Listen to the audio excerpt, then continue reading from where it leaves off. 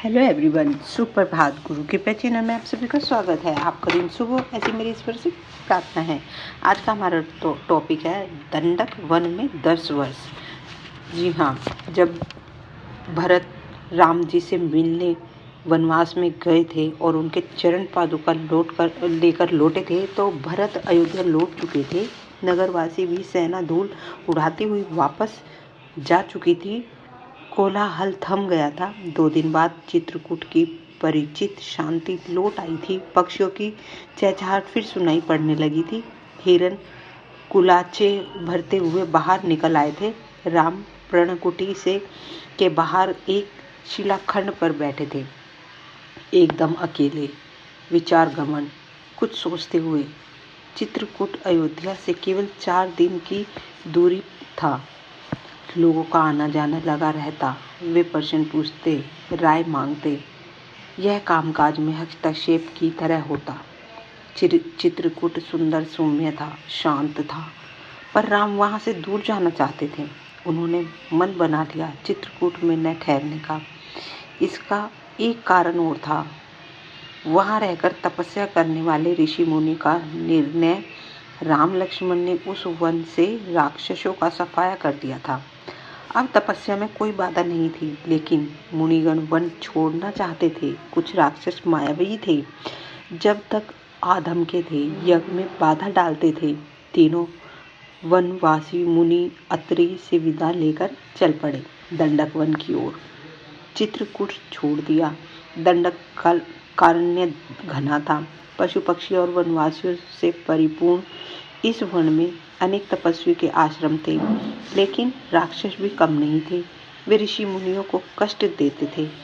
अनुष्ठानों में विधान डाल राम को देखकर मुनिगण बहुत प्रसन्न हुए। मुनियों ने राम का स्वागत करते हुए कहा, आप उन दुष्ट मायावी राक्षसों से हमारी रक्षा करें, आश्रम को अपवित्र होने से बचाएं। सीता देवते के सहारे के संबंध में दूसरी तरह सोच रही थी। वे चाहती थी कि राम अकारण राक्षसों का वध न करें, उन्हें न मारे जिन्होंने उसका कोई अहित नहीं किया। राम ने उन्हें समझाया, सीते, राक्षसों का विनाश ही उचित है।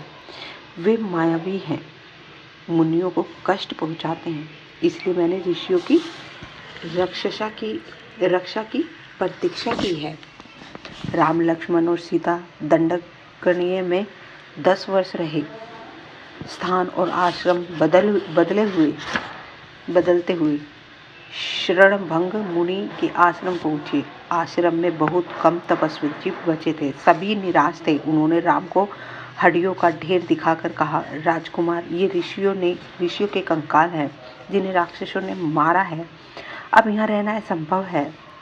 शतृष्ण मुनि ने भी राम को राक्षस के अत्याचार की कहानी सुनाई। मुनि ने भी राम को अगस्त्य ऋषि से भेंट करने की सलाह दी। विंध्याचल पार करने वाले वह पहले ऋषि थे। मुनि ने राम को गोदावरी नदी के तट पर जाने को कहा। उस स्थान का नाम पंचवटी था। वनवास का शेष समय दोनों राजकुमार और सीता ने वहीं बिताया। पंचवटी के मार्ग में राम को एक विशालकाय गिद्ध मिला, जटायु। सीता उसका स्वरूप देखकर डर गई। लक्ष्मण ने उसे मायावी राक्षस समझा। वे धनुष उठा ही रहे थे कि जटायु ने कहा, हे राजन, मुझे डरो मत, मैं तुम्हारे पिता का मित्र हूँ, वन में तुम्हारी सहायता करूँगा। आप दोनों बाहर जाएंगे तो सीता की रक्षा करूँगा। राम ने जटायु को धन्यवाद किया, उन्हें प्रणाम करके आगे बढ़ गए। पंचवटी में लक्ष्मण ने बहुत सुंदर कुटिया बनाई, मिट्टी की दीवारें खड़ी की, बांस के खंभे लगाए, कुश और पत्तों से छप्पर डाला। कुटिया में उस मनोरम पंचवटी को और सुंदर बना दिया।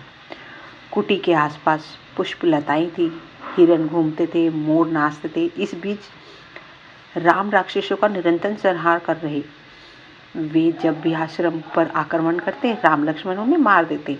उन्होंने सीता को पकड़ लेने वाले राक्षस विधान को मारा।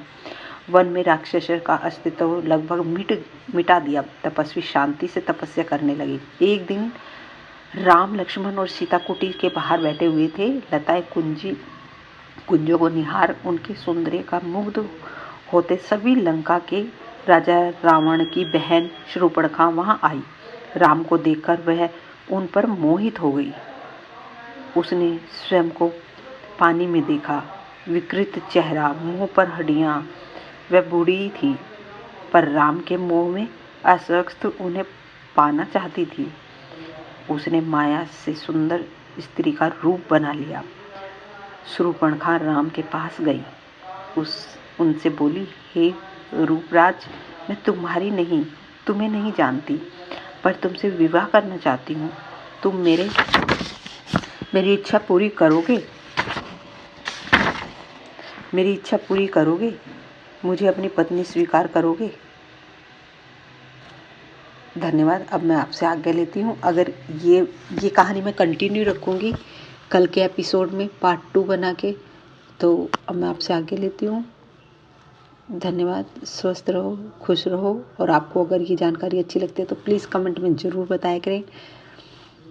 धन्यवाद। मेरे चैनल पे नए आए हैं तो सब्सक्राइब ज़रूर कर दीजिएगा।